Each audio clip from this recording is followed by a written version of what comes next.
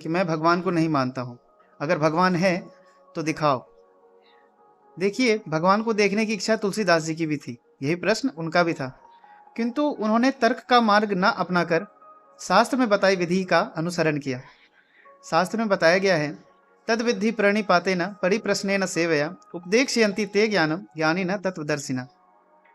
अर्थात जिन तत्वदर्शियों ने भगवान को जाना है वही आपको उसका उपदेश कर सकते हैं, वही आपको उसके उनके दर्शन करा सकते हैं।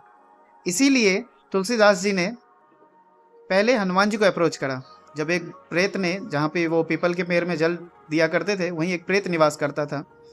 तो जब प्रेत ने बताया है कि अमुक स्थान पर राम कथा होती है और वहाँ पे हनुमान जी आते हैं, तो तुलसीदास जी ने सोचा अपॉर्चुनिटी अच्छा है, संत के दर्शन होंगे और वही हमें राम जी के दर्शन करा सकते हैं, क्योंकि जिन्होंने भगवान को जाना है, जिनका भगवान के साथ संबंध है, वही आपको भगवान के दर्शन करा सकते हैं। हनुमान जी ने उन्हें बता दिया कि अमुक स्थान पर राम जी और लक्ष्मण जी दोनों साथ में आते हैं, तो आप वहां रह जाओ, आपको वहां उनके दर्शन हो जाएंगे।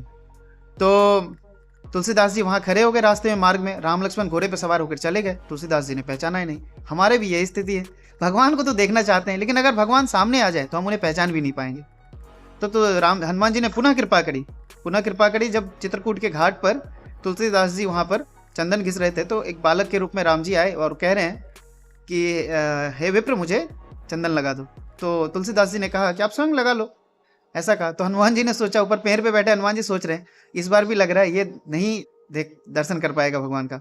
तो कृपा कर दी हनुमान जी ने, और ऊपर से कह रहे हैं, चित्रकूट के घाट पर भई चंदन की वीर, तुलसीदास चंदन घिसे तिलक देत रघुवीर। और इस प्रकार तब जाकर हनुमान जी की कृपा से उन्हें भगवान के दर्शन हुए। इसलिए अगर आप सच में भगवान के दर्शन करना चाहते हैं तो किसी संत को आप अप्रोच करो, जिन्होंने तत्व को जाना है, जो कि भगवान को जानते हैं, जिनका भगवान के साथ संबंध हो, और वही आपका संबंध भगवान के साथ करा सकते हैं। अन्यथा और कोई मार्ग नहीं है। हरे कृष्णा।